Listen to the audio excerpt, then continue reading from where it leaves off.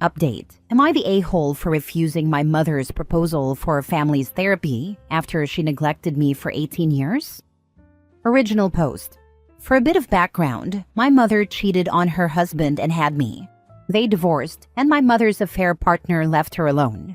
I grew up with my mother hating me, truly believing that I was the reason her life was ruined, and she never missed a chance to remind me that it was all my fault, and that no one would ever love or care about me. This went on for 18 years, and on the day of my 18th birthday, I left that house. After insulting her and wishing for her death, I walked away without a second thought or looking back. 12 years later, she first tried to send me a text explaining that she was wrong, that she had gone to therapy, that she understood her mistakes, and that she was asking for my forgiveness. My reply was simply, "Oh, you're still alive? What a shame." Clear enough, but apparently not. She actually had the guts to show up at my gym. After I finished my boxing training, I saw her in the parking lot. My rage started to build, and when I tried to ignore her and put my bag in the back of my car, she came closer. Her first words, "This is your car? Wow, you must be very successful. I'm so proud of my son." Believe me, my rage is always there, but for some reason when I heard this, it skyrocketed beyond what I could have imagined. I was extremely close to knocking her out and walking away as if nothing had happened, but somehow I didn't. I just told her to cut the BS and tell me what the heck she wanted. She looked at me like I was some kind of crazy person and said she missed me and wanted to make peace because she had gone to therapy, realized her mistakes, and was there to ask for forgiveness and to try to have her son back. I replied by saying that her son was dead and that she wasn't my mother anymore because I was no longer that scared kid she once knew. I told her that now I was just a guy with mental health issues, anger issues, and trust issues, all thanks to her and the amazing way she raised me. Of course, she started crying and again asked for forgiveness. She admitted that I was right, that it was all her fault, and that she understood how much damage she had caused me. But I cut her off and told her, "No, you don't understand the damage you caused me. You can't understand it at all." This pathetic scene went on for 5 minutes before I asked her what the heck she really wanted. My money? My car? My house? My organs? My life? Through her tears, she said she was sincere, and all she wanted was family therapy because I miss you. I can only imagine what I did to you, but I'm here to ask for your forgiveness and to see if we can be a family again instead of two strangers. Out of patience, I told her that only when I was completely insane would I forgive her, and since I wasn't yet, she could do whatever she wanted. Talk as much as she wanted, but I would never change my mind. I still stand by what I said on my 18th birthday, and she could never change that. I pushed her away from my car while she was crying and just drove away. Now, to be honest, I didn't feel revenge, happiness, or anything after saying those words to her. I didn't feel anything at all. I was just stating the truth. As always, I talked about this with my friend, and this time, he told me I was completely wrong. Because to him, she was sincere, and from the words she used, she genuinely seemed sorry and really wanted to reconnect with me. He thinks I should give her at least one chance. So, am I the a-hole? Now for the top comments before reading the update. Not the a-hole, but please talk with someone about the feelings you are having. You are not wrong, but you are allowing this woman to continue to rob you of a happy and healthy life. You deserve better. Thanks for your words, but even without my mother, my life isn't happy and healthy. Like I said, I have mental issues, trust issues, and anger issues. She can't do anything worse, but I'm just in disbelief at her courage to pretend that after all the stuff I went through, I would accept her and believe her. Please get some individual therapy. Not for her, but to make your life better. If she keeps bothering you, find out if you can get a restraining order. Your friend is wrong. You owe her nothing, and I am a mother myself. She was a horrible mother. Now that she's getting older, she's thinking about who's going to take care of her. She cares about herself, and I think she's trying to manipulate you. Not the a-hole. Tell her you'll forgive her when she can go back in time and fix all the damage she did to you. You should consider therapy, not for her, but for yourself. I lived with physical and emotional abuse myself, and believe me, it stays with you. I wish you well, OP. I'm sorry you went through that. Only you know your next moves, but your friend is incorrect. She just went 12 years, well over a decade, ignoring you. Block her and record video if she comes around you. You can get a restraining order against her for harassment. Don't make it obvious until you have at least 5 days worth of evidence. She can't keep showing up around you if you don't want her to. Now for the first update. Please tell me all of this is a freaking joke, and I'm in some kind of nightmare and I freaking need to wake up, because this is absolutely freaking ridiculous. I sincerely thought that my mother would drop it and just leave me the heck alone, but somehow she didn't, and now she's even used a TV show for her pathetic move. We're not in an English-speaking country. Believe me, I'm still confused and shocked. After my last encounter with her, which failed miserably, I don't even get how or why she was expecting something different. She decided to go on a TV program for this BS. A few hours ago, my friend sent me a video of her on a TV show trying to tell her story. She admitted that she was a bad mother, that she did therapy, that she was ready to do anything to be forgiven, how sorry she was, and all types of BS.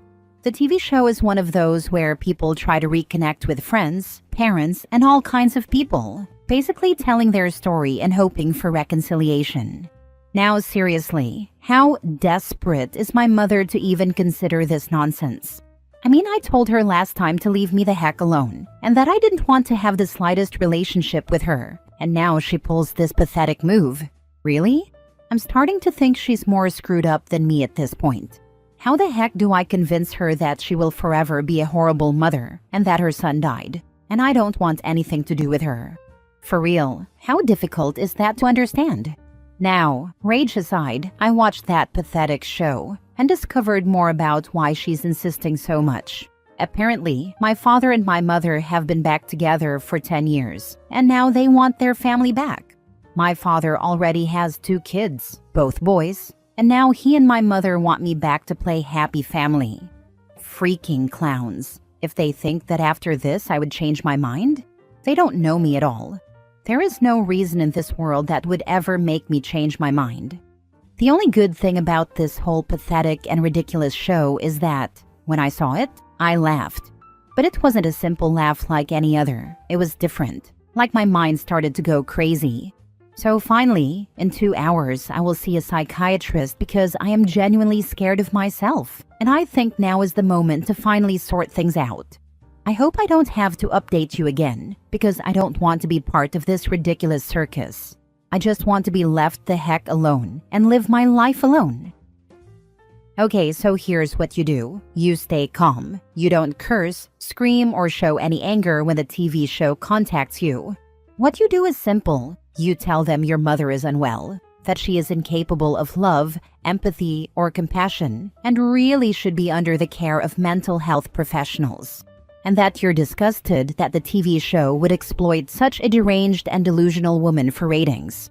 Then you make it clear, you no longer have parents. You will never appear on their show. You will not hesitate to expose the TV show for exploiting a mentally unwell woman if they refuse to leave you alone. The TV show would welcome any lengthy reply to add drama. Simply say nothing and hang up. If they persist, then go the lawyer route with a cease and desist. Definitely send them a cease and desist letter and tell them that you are going to get a restraining order against both of them if they don't leave you the heck alone or if they send any TV crews to harass you. Send a copy of the letter to that TV show and let them know that you are going to take legal action against them if they keep airing that crap without your consent. Oh, and therapy is definitely a good thing. All the best. OP could also use that C&D letter to ask that the episode be pulled from the air, as it could be considered harassment and make the show liable to a lawsuit too. Second update. For Pete's sake, here we are again in this pathetic charade of nonsense. I followed one of your pieces of advice and filed for a restraining order against my mom and my family just today. And what happened? Not only did my mother show up again at my gym, but this time she brought my father too. For some reason I can't and don't want to understand, but this time, things got heated and almost ended badly physically. Like the last time, my mom showed up at my gym when I was going to my car, and I noticed a man with her. I immediately understood that he was my bio father. My mother, seeing me, started crying again and trying to guilt-trip me by saying that she even tried to convince me she had changed by telling her story on that TV show, and she didn't know what else she could do. I directly told her that the only thing she needed to do for me was to disappear from my life and off herself. Only then would she finally be useful for something. She started crying even more, sobbing and yelling, "What the heck can I do to be forgiven? What? How can I prove to you that I've changed? How?" I didn't understand why this pathetic circus of yelling and crying was even happening, since I have always told her that she was the reason for all my problems, and that I would forgive her only when I was insane. But this time, my father came into the scene too. I put my bag into the car, opened the door, and was about to leave when he blocked me and started yelling at me about how I could make my mother so desperate and make her cry so much.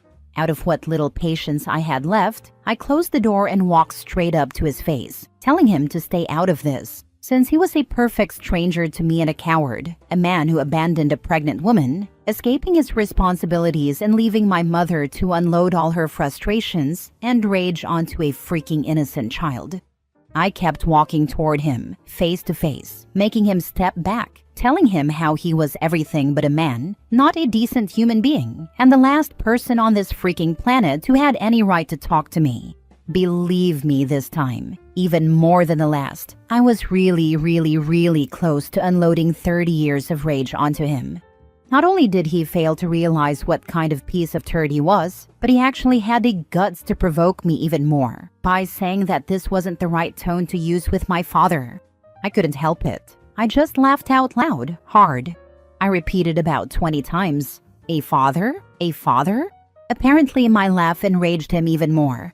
When I stopped laughing and turned my back, trying to finally leave this pathetic nonsense, I noticed his shadow. He was about to attack me. Fortunately, I reacted quickly and caught his hand. But this time, I let out a bit of my rage. I didn't beat the crap out of him, but I started twisting his hand hard. I just stood there, calmly twisting it while my mother, still crying, was screaming at me to stop hurting him. It went on for a few seconds until he started yelling that I was hurting him and begging me to stop. I continued until he finally said, Okay, we won't bother you, just stop it." So I released him. I looked at his hand. It was a mix of red and violet, and then I drove away. I canceled my psychiatric appointment yesterday because I'm still not ready. Besides, apart from this, something else happened today, and I felt something strange. So first, I want to figure that out before I finally decide about therapy. Believe me, I don't know what else to do. I have told my mother in every possible way that I hate her and want her to off herself. I filed a restraining order today.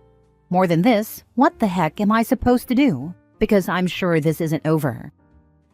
See if the gym has cameras that caught the interaction. Being he tried to attack you first, you were just defending yourself. Hopefully, the gym caught it on camera and you can use that to help get a restraining order.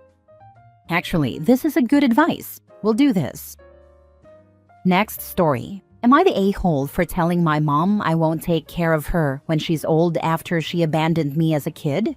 My 29 female was raised by my dad after my mom walked out on us when I was 6. She left to find herself and started a new family with another man. She barely kept in touch. No birthdays, no holidays, not even a call when I graduated college. For most of my life, I accepted that she didn't want to be my mom, and I moved on. Fast forward to a few months ago, out of nowhere she reached out. At first, I thought maybe she wanted to reconnect and apologize for the past, but nope. She told me she was struggling financially. Her health wasn't great, and she needed someone to step up and take care of her. Apparently, her husband left, and her other kids weren't in a position to help. I told her flat out no. I wasn't going to play caretaker for someone who abandoned me. I reminded her that she made her choice years ago, and I don't owe her anything. She got mad and started crying, saying, "But I'm still your mother. You can't just throw me away like I'm nothing." I don't feel guilty. She made her bed, and now she has to lie in it. But part of me wonders if I really am being too harsh. We share the same blood after all. Now for the top comments. Why are you even talking to her if she abandoned you as a kid? I really thought she would reconcile with me, but it seems she just contacted me because she needed something. Not the a-hole. You don't owe her anything. She made her bed. Time to sleep in it. I was willing to forgive her, if not for the ulterior motive behind why she wants to reconnect with me. Unfortunately, she still isn't interested in being your mother. If she was, that would be a relationship to consider. That isn't what is happening here. Don't let unresolved feelings of wanting your mother's approval and love take you down the path of becoming her caretaker. And don't let a sense of guilt be the reason either. She has no shame for deserting you. If she didn't want or need something, she would not have gotten in touch with you. I am sorry if this sounds harsh. You sound like a compassionate person, and wanting a relationship with your mother is something that you hope for. I just don't think you will find what you are looking for. Not the a-hole. Last story. Am I the a-hole for not making my son give rides to his stepsister to and from school? I, 45 male, share 3 kids with my ex, 16 male, 14 male, and 11 female. We divorced 10 years ago. My ex, D, remarried 8 years ago and has another biological daughter, 7 female, and a stepdaughter, 14. My kids have never really gotten along with their stepsister. She pretty much gets whatever she wants. She has always had her own room and bathroom at their mom's house, while my daughter had to share with her brothers. She does not do chores and expects my kids to do whatever she asks them to do. Things have been really bad the last 2 years, and a little over a year ago, my oldest came to live with me full-time.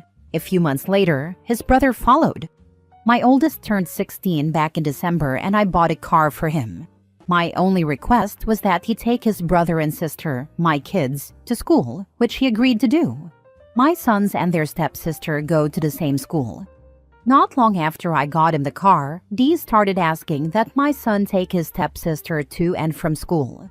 My ex's neighborhood is on the route to school from my house. He refused. My ex tried to make me force him to do it, but I refused.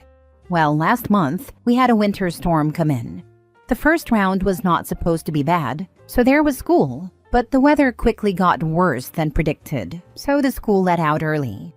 My sons were walking to the car with a friend to head to my house.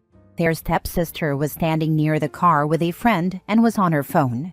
She told my son, "Mom says she cannot come get us, so we need to ride with you." My son refused. She handed my son the phone, and my ex was on the line. She demanded that my son give his stepsister and her friend a ride. She was across town getting groceries before the storm got worse. He refused. His stepsister started yelling at him. He ignored her, and they got in the car to leave. She and her friend got in front of the car so he couldn't move. He honked his horn and told them to get the heck out of the way. They eventually did, and my son left her and her friend at the school. A teacher saw the incident, so we were called by the administration about it. We told them what happened. My sons were not in trouble, but they said, "We need to work out this family conflict." Afterwards, my ex and her husband tried to talk to me and blamed me. I told them, "It isn't my fault y'all raised an entitled brat no one likes. Y'all have enabled her behavior for years. I have tried to get y'all to address it, but I am done. Until you stop being a worthless mother and stepdad, I do not want to hear anything from either one of you. D, your own sons despise you. That is all on you." Then we left. I have not spoken to my ex since. I do feel bad for my daughter because tensions have been high at my ex's house, and she is there half the time. Am I the a-hole?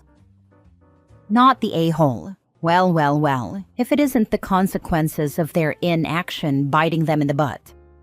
Not the a-hole. Your ex chose her stepdaughter over her own kids. She chose her new husband over her own children. His daughter is just an extension of him in her eyes, while her children with OP are an extension of him and an unwanted reminder to her new husband that he came after OP. OP's kids basically remind stepfather and mom that he is getting OP's sloppy seconds. And of course, she doesn't want to lose another husband, so she is going to favor his children over her ex's children. Not the a-hole.